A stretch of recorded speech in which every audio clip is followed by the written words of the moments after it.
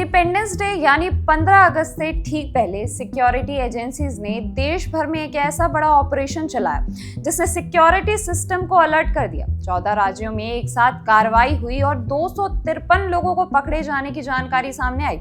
Agencies का दावा है कि इस पूरे नेटवर्क का कनेक्शन पाकिस्तान और आईएसआई से बताया जा रहा है। इतना ही नहीं, जांच के दौरान हथियारों और दूसरी सस्पिशियस चीजों की बरामदगी की बात भी सामने आई है। लेकिन सबसे बड़ा सवाल यह है कि आखिर 15 अगस्त से पहले किस तरह की साजिश की आशंका थी और सिक्योरिटी एजेंसीज ने इसे कैसे पकड़ा। आइए पूरी कहानी सिलसिलेवार तरीके से समझते हैं। नमस्कार, मैं अनामिका मिश्रा और आप देख रहे हैं बजरबट्टू लॉजिकल। इंडिपेंडेंस डे यानी 15 अगस्त से पहले सिक्योरिटी एजेंसीज ने देश के अलग अलग हिस्सों में एक कोऑर्डिनेटेड ऑपरेशन चलाया। ये कार्रवाई 12 अगस्त को इंटेलिजेंस इनपुट्स के आधार पर की गई थी। इसमें सेंट्रल एजेंसीज और अलग अलग राज्यों की पुलिस के बीच रियल टाइम इंफॉर्मेशन शेयरिंग का इस्तेमाल किया गया। जांच एजेंसियों के मुताबिक उनका मकसद था कि इंडिपेंडेंस डे के आसपास किसी भी संभावित टेरर एक्टिविटी या डिसरप्शन को होने से पहले ही रोक दिया जाए। आपको बता दें कि ऑपरेशन में कथित तौर पर शहजाद भाटी नेटवर्क यानी एसबीएन से जुड़े लोगों के खिलाफ कार्रवाई की गई। इस ऑपरेशन का स्केल काफी बड़ा बताया जा रहा है। सिक्योरिटीज एजेंसीज के मुताबिक 14 राज्यों में कुल 253 लोगों को डिटेन किया गया। इनमें सबसे ज्यादा कार्रवाई उत्तर प्रदेश में 62, हरियाणा में 52, दिल्ली में 51, पंजाब में 44, राजस्थान में 15 और महाराष्ट्र में 8, उत्तराखंड में 5। इसके अलावा कर्नाटक, गुजरात, बिहार, तेलंगाना, हिमाचल प्रदेश, जम्मू कश्मीर और केरला में भी कार्रवाई की खबर सामने आई है। यानी ये कोई एक शहर या राज्य तक सीमित ऑपरेशन नहीं था। पूरे देश में अलग अलग लोकेशंस पर एक साथ कार्रवाई की गई। लेकिन क्या आपको पता है कि शहजाद भाटी नेटवर्क क्या है?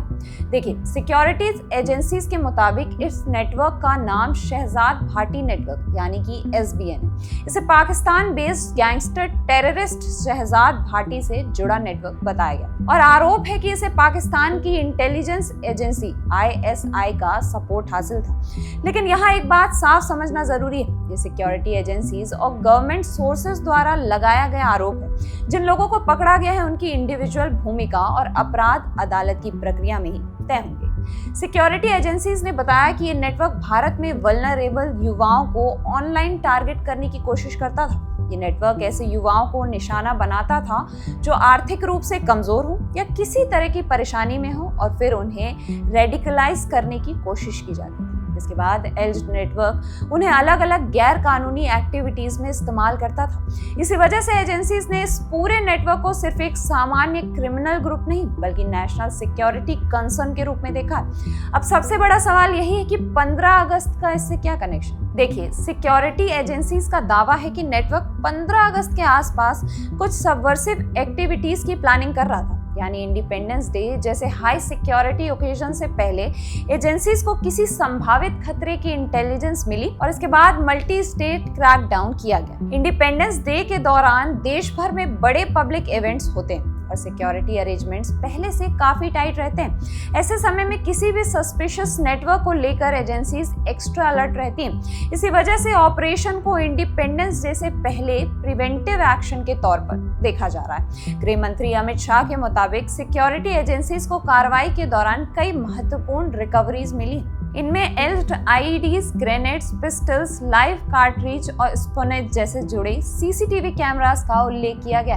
कुछ ग्रेनेड्स पर पाकिस्तान ऑर्डिनेंस फैक्ट्री मार्किंग्स होने की भी बात कही गई।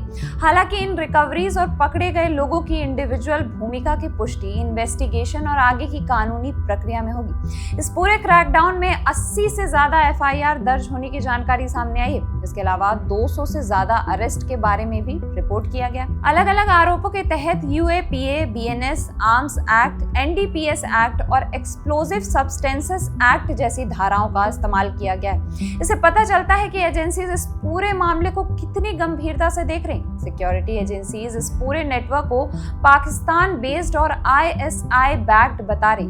गृह मंत्री अमित शाह ने भी इसे ISI फंडेड नेटवर्क बताया है। एजेंसी की थ्योरी के मुताबिक पाकिस्तान में बैठे हैंडलर्स और भारत में मौजूद एज्ड ऑपरेटिव्स के बीच एक नेटवर्क बनाया गया था, लेकिन इस कनेक्शन की पूरी लीगल और इन्वेस्टिगेटिव पिक्चर अभी सामने आना बाकी है। जांच में ये देखा जाएगा कि पैसा कहां से आया, कम्युनिकेशन किस तरह हुई, कौन किसके संपर्क में था और किस व्यक्ति की एक्चुअल भूमिका रही। अब इन्वेस्टिगेशन का अगला फेज सबसे महत्वपूर्ण होगा।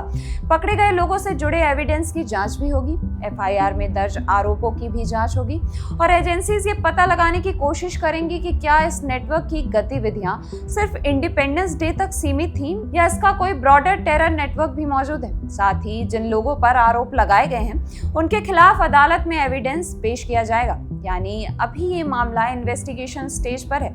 इंडिपेंडेंस डे से पहले सिक्योरिटी एजेंसीज ने ISI बैक्ड बताए जा रहे शाहजाद भाटी नेटवर्क के खिलाफ बड़ा मल्टी स्टेट क्रैकडाउन किया। 14 राज्यों में कार्रवाई हुई, 253 लोगों के पकड़े जाने और 80 से ज्यादा FIR दर्ज होने की जानकारी सामने आई है। एजेंसीज का दावा है कि नेटवर्क 15 अगस्त के आसपास देश में सबवर्सिव एक्टिविटीज की तैयारी कर रहा था और कार्रवाई ने उस एज्ड प्लान को समय रहते रोक दिया। खबर पसंद आई तो इसे ज्यादा से ज्यादा शेयर करें और ऐसी ही खबरों के लिए अभी सब्सक्राइब करिए बजरबट्टू दुनिया।